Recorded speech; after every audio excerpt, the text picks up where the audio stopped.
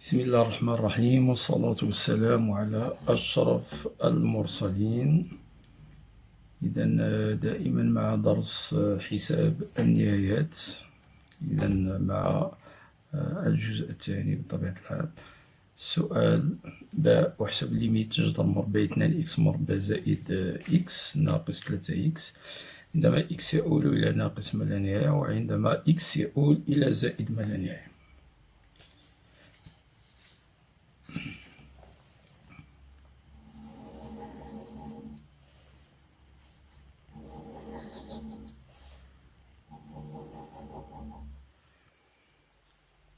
إذا السؤال دائما باء. السؤال الأول. إذا نبدأ بطبيعة الحال. إذا بعض التلاميذ يتسرعون فيشرعون في الضرب والقسمة في المرافق. إذا كنصيحة مهمة جدا في درس النهايات، إذا يجب أن لا نتسرع في اتخاذ القرار بطبيعة الحال قبل أن نعرف هل لدينا شكل محدد أو غير محدد. نلاحظ أن في حالة إكس يؤول إلى ناقص ما لا نهاية النهاية، إذا نجد بطبيعة الحال شكلا محددا. إذا لا داعي للتسرع في الضرب والقسمة في المرافق. إذا لدينا ليميت نهاية سنرمز للدالة ب f لإكس. عندما إكس يؤول إلى ناقص ما لا نهاية سنطبق العملية على النهايات. نهاية المجموع تساوي مجموع النهايات تساوي نهاية دالة الجذر مربع 2 إكس مربع زائد إكس عندما إكس يؤول إلى ناقص ما لا نهاية زائد نهاية ناقص 3 إكس عندما إكس يؤول إلى ناقص ما لا نهاية. بطبيعة الحال نهاية الجذر مربع تساوي زائد ما لا نهاية، والنهاية الأخرى أيضا زائد ما لا نهاية، لأن عندنا عدد سالب في ناقص ما لا نهاية تساوي زائد ما لا نهاية، الكل يساوي زائد ما لا نهاية. إذا فقط إذا لماذا ليميت جذر مربع 2 إكس مربع زائد إكس؟ لأن نهاية حسب قاعدة إذا أساسية لدالة الجذر مربع، نهاية الدالة التي بداخلها وهي 2 إكس مربع زائد إكس عندما إكس يؤول إلى ناقص ما لا نهاية، بما أنها دالة حدودية تساوي نهاية الحد الأكبر درجة عندما إكس يؤول إلى ناقص ما لا نهاية. ليميت إكس أو كاري بجوار موال لانفيني تساوي زائد ما لا نهاية، لأن الأس زوجي مضروب في عدد موجب إذا تساوي زائد ما لا نهاية. وحسب القاعدة التي رأيناها بالنسبة لنهاية دالة الجذر مربع، إذا كانت نهاية ما بداخلها بليس لانفيني فإن نهاية جذر مربع هذه الدالة تساوي أيضا زائد ما لا نهاية، تساوي زائد ما لا نهاية. إذا بالنسبة للنهاية بجوار موال لانفيني فهو شكل محدد. الآن بجوار زائد ما لا نهاية، نعم نجد شكلا غير محدد من نوع زائد ما لا نهاية بطبيعة الحال ناقص ما لا نهاية. إذا هنا بطبيعة الحال لدينا طريقتين: الضرب والقسمة في المرافق أو التعميل بالحد الأعلى درجة. إذا كما قلت في الجزء الأول من هذا التمرين، إذا كيف لي أن أعرف أي الطريقتين بطبيعة الحال أحسن، هل الضرب والقسمة في المرافق؟ إذا هناك شرط لتطبيق طريقة التعميل بالحد الأعلى درجة. هذا الشرط سأقوله بطبيعة الحال بتفصيل. إذا كان لدينا جذر مربع المعامل داخلي وهو في حالتنا جذر مربع 2 يخالف القيمة المطلقة للمعامل الخارجي، أي القيمة المطلقة لناقص 3، القيمة المطلقة لناقص 3 هي 3. بما أن 3 تخالف جذر مربع 2، إذا يمكننا أن نطبق بطبيعة الحال طريقة التعميل بالحد الأعلى درجة، وستكون في هذه الحالة الأحسن لأنها الأقصر ثم الأسرع. إذا ليميت اف إكس عندما إكس يؤول إلى زائد ما لا نهاية تساوي ليميت. إذا سنقوم بالتعميل بالحد الأعلى درجة. إذا إكس مربع 2 زائد 1 على إكس بطبيعة الحال إذا ناقص 3 إكس عندما إكس يؤول إلى زائد ما لا نهاية. نطبق قواعد الجذر مربع. جذر مربع الجودة يساوي نجد جذور المربع تساوي جذر مربع إكس مربع 2 زائد 1 على إكس ناقص 3 إكس عندما إكس يؤول بالسفينة. هنا حذاري خطأ شائع بطبيعة الحال. إذا تساوي نهاية القيمة المطلقة، جذر مربع إكس مربع تساوي القيمة المطلقة كما قلنا سابقا وليس إكس. إذا تساوي ليميت. يجب على التلميذ أن يتعود كتابة القيمة المطلقة في جميع الأحوال حتى لا يقع في أخطاء السهو. 1 على إكس حتى نتعود على كتابتها. بطبيعة الحال عندما إكس يؤول بالسفينة وعندما إكس يؤول إلى زائد ما لا نهاية بطبيعة الحال فإكس أكبر بكثير من صفر. إذا هذا يستلزم أن القيمة المطلقة لإكس تساوي إكس. بالتالي إذا نجد أن هذه الليميت تساوي الليميت نعمل بإكس فنجد جذر مربع 2 زائد 1 على إكس ناقص 3 عندما إكس يؤول بالسفينة. لدينا 1 على إكس نهايتها صفر لأن 1 على بالسفينة كما ذكرنا في الجزء السابق الجزء رقم 1 على زائد وناقص ما لا نهاية تساوي صفر كيفما كان في إذا يبقى لنا جذر مربع 2 في ناقص 3 وإكس بطبيعة الحال يؤول إلى زائد ما لا نهاية. إذا زائد سنجد في الأخير زائد ما لا نهاية ولكن في جذر مربع 2 ناقص 3 يجب الانتباه إلى إشارة العدد بما أن هذا العدد سالب. إذا سيؤثر على النتيجة النهائية. سالب في بالسفينة إذا تساوي ناقص ما لا نهاية. إذا الآن نمر إلى السؤال جيم. السؤال جيم وحساب ليميت بطبيعة الحال جذر مربع 5 إكس زائد 6 ناقص 6 على إكس مربع ناقص 7 إكس زائد 6 عندما إكس يؤول إلى 1 على اليمين عندما إكس يؤول إلى 1 على اليسار عندما إكس يؤول إلى 6.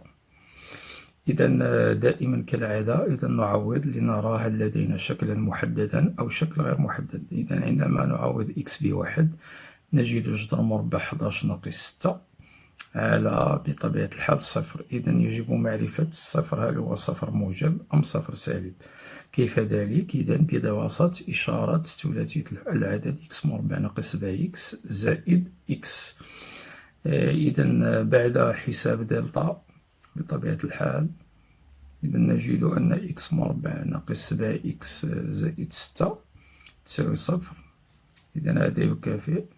إذا إكس تساوي 1 أو إكس تساوي بطبيعة الحال 6. الحلول. إذا جدول إشارة العدد إكس مربع ناقص 7 إكس زائد 6 زائد ما لا سينعدم في 1 و6 إشارة عكسها بين الجذرين. إذا ناقص زائد زائد وبالتالي نستنتج ليميت اف اكس رمزنا للدالة باف اكس عندما اكس يؤول إلى 1 على اليمين. حذاري. إذا على يمين 1 لدينا مجالين 1 6 و 6 زائد ملان لكن مفهوم النهاية يقتضي أن نكون قريبين جدا من 1 من ناحية اليمين. إذا لا يمكن أن نكون في المجال 6 زائد ملان وإنما في المجال 1 6 وهنا العدد فهو سالب. إذا الصفر لدينا صفر سالب. إذا سأقوم بكتابة هذه الكتابة وهي غير جائزة لذلك نضعها بين مزدوجتين حتى يفهم التلميذ بطريقة بسيطة.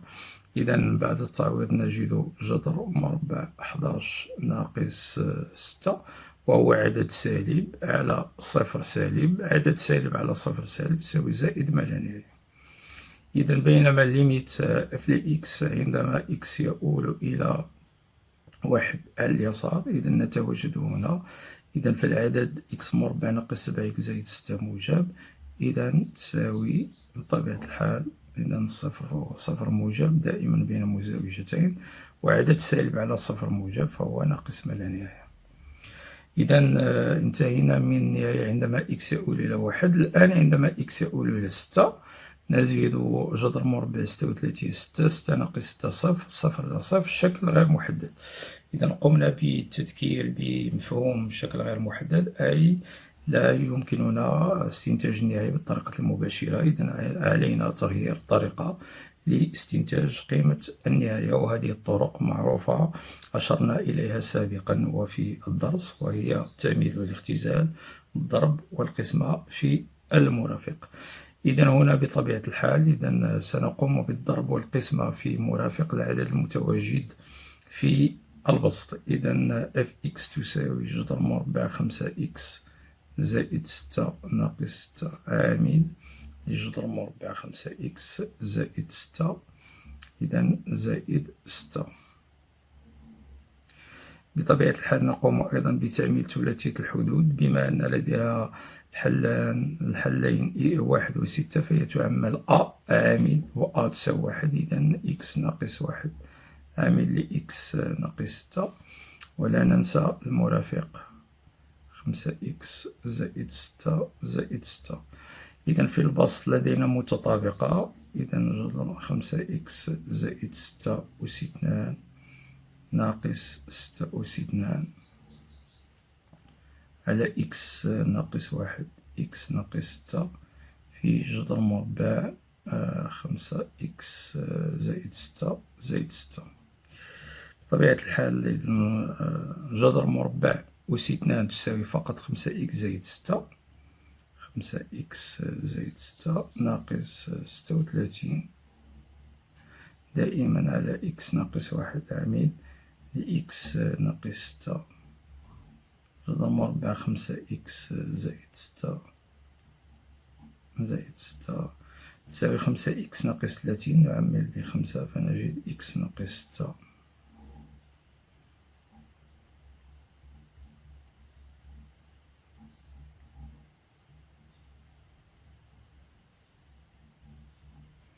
ثم نختزل فنجد بطبيعة الحال إذا سنجد النتيجة النهائية 5 على x ناقص 1 x ناقص 1 جذر مربع 5x زائد 6 زائد 6. إذا الآن يمكننا استنتاج النهاية بطريقة بسيطة. عندما x يؤول إلى 6 نقوم بالتعويض. إذا تساوي 5، وهنا إذا 5 إذا في طبيعة الحال 6 في 12 نختزل ب5 فنجد 1 على 12. إذا انتهينا من هذا الجزء الثاني. إذا نكون في الموعد بطبيعة الحال مع الجزء الثالث ونهاية الدوال المثلثية. الآن مع الترجمة. Donc on va passer à la deuxième question, petit b. Calculer la limite de la racine de 2x carré plus x moins 3x lorsque x tend vers moins l'infini. Bien sûr, certains élèves se précipitent donc en multipliant, en divisant par l'expression conjuguée. Donc toujours lorsqu'on a une limite à calculer, il faut voir tout d'abord est-ce qu'on a une forme déterminée ou bien une forme indéterminée. Donc, on constate que dans le cas où x tend vers moins l'infini, donc c'est un cas évident, simple. Pourquoi? Parce que la limite de moins 3x au voisinage de moins l'infini, c'est un nombre négatif multiplié par moins l'infini plus l'infini, auquel on ajoute plus l'infini, plus l'infini, plus l'infini, égale plus l'infini. Donc, passons au détail. Donc, d'après les opérations sur les limites, la limite de fx lorsque x tend vers moins l'infini est égale à la limite de la racine carrée de 2x carré plus x plus limite de moins 3x. Or, la limite de racine de 2x carré plus x est égale plus l'infini. Pourquoi? Parce que la limite de la fonction se trouvant à l'intérieur, au voisinage de moins l'infini, est égale à la limite du terme le plus grand degré, lorsque x tend vers moins l'infini, est égale plus l'infini. Pourquoi? Parce que la limite de x carré c'est plus l'infini, puisque son exposant est pair, et plus infini multiplié par un nombre positif plus infini. Et vu une propriété de la racine carrée, puisque la fonction à l'intérieur tend vers plus infini, donc sa racine carrée au voisinage de moins l'infini tend aussi vers plus infini. Donc finalement, nous aurons plus infini est égal plus infini. Mais au voisinage de plus infini, oui, on a un problème. Donc on a une forme indéterminée de type plus infini moins l'infini. Donc dans ce cas, deux méthodes se présentent. Soit on multiplie, on divise par l'expression conjuguée. Cette méthode, elle est trop longue, bien sûr. Et une autre méthode, bien sûr, si on a une condition bien précise, est la meilleure. Cette méthode, c'est la factorisation par le terme le plus grand degré à l'intérieur de la racine carrée. Donc, quand est-ce qu'elle marche? Donc, si la racine carrée du terme, du coefficient dominant, c'est-à-dire le coefficient du terme le plus grand degré, est différent de la valeur absolue du coefficient à l'extérieur. Autrement dit, si, par exemple, dans ce cas, donc la racine du coefficient dominant, c'est la racine de 2. Et la valeur absolue du coefficient à l'extérieur, ce qui est moins 3, donc valeur absolue de moins 3, c'est 3, donc il est différent de la racine de 2. Donc, cette méthode, bien sûr, est convenable dans ce cas. Car sinon, si on a la racine carrée du coefficient dominant coïncide avec la valeur absolue du coefficient à l'extérieur, donc on aura à la fin une deuxième forme indéterminée de type 0 fois plus infini ou bien 0 moins l'infini. Donc, puisque racine de 2 est différente de valeur absolue de moins 3 qui est 3, donc on peut adopter cette méthode qui est la meilleure puisqu'elle est la plus courte, c'est-à-dire factorisée par le terme le plus grand degré. Donc, voilà, c'est fait. Donc, on utilise les propriétés de la racine carrée, égale limite de racine x carré fois la racine de 2 plus 1 sur x moins 3x lorsque x tend vers plus infini. Donc, égale limite de valeur absolue de x. Pourquoi? Parce que la racine de x carré est égale valeur absolue de x et non pas x. Donc moins 3x, donc or x tend vers plus infini, donc x il est trop supérieur à 0, donc ce qui implique que la valeur absolue de x est égale à x. Donc on va factoriser par x, or limite 1 sur x tend vers 0, il ne reste racine de 2 moins 3 qui est un nombre négatif, auquel on multiplie par plus infini, donc c'est moins l'infini. Pour petit c, donc la limite de x lorsque tend vers 1 plus est égal à racine de 11 moins 6 sur 0, donc il faut bien connaître est-ce que le 0 est un 0 positif ou négatif. Il suffit bien sûr de résoudre l'équation x carré moins 7x plus 6 et étudier son signe pour pouvoir bien sûr distinguer est-ce qu'on a 0 plus ou bien 0 moins. Donc les solutions en utilisant le discriminant delta sont 1 et 6, donc son tableau de signes bien sûr. Donc, lorsque x tend vers 1 plus, donc on est à droite de 1, alors il y a deux zones, soit on est dans l'intervalle 1, 6, soit dans 6 plus infini. Mais comme la notion de limite est une notion locale, parce que lorsque x tend vers 1 plus, donc on est plus proche de 1, donc on ne peut pas se trouver dans l'intervalle 6 plus infini, puisque c'est une zone trop lointaine de 1. Donc, il faut toujours se rappeler que la notion de limite est une notion locale. Autrement dit, on travaille tout près de 1 à droite. Donc, on est dans l'intervalle 1,6 et dans cet intervalle, le nombre est négatif. Donc, il s'agit d'un 0 moins et un nombre négatif sur 0 moins est égal à plus infini. Lorsque x tend vers 1 moins, maintenant, on est dans moins l'infini 1, il est positif. Donc, un nombre négatif sur 0 plus, c'est moins l'infini. Lorsque x tend vers 6, bien sûr, en remplaçant, on trouve 0 sur 0, qui est une forme indéterminée. Donc, il faut s'en débarrasser, bien sûr, en utilisant la technique de la multiplication, la division par l'expression conjuguée. Donc, une fois on l'a fait, donc on retrouve une identité remarquable de type a au carré moins b carré. Donc, en factorisant le trinombre précédent x carré moins 7x plus 6, donc, on trouve facilement, donc après avoir factorisé par x moins 6, c'est simplifié avec, on trouve une forme déterminée. Donc, maintenant, on peut en déduire facilement la limite lorsque x tend vers 6. Donc, nous trouvons un sur plus. Donc, voilà la part 2 terminée. Donc, soyez au rendez-vous pour la part numéro 3. qu'on va la consacrer, Inch'Allah, au calcul des limites des fonctions trigonométriques. إذن إلى ذلك الحين لا تحرمونا من صالح دعواتكم لنا ولوالدينا ولأولادنا ولمن علمنا ولجميع المسلمين بالتوفيق إن شاء الله. نستودعكم الله الذي لا تضيع ودائعه، والسلام عليكم ورحمة الله تعالى وبركاته.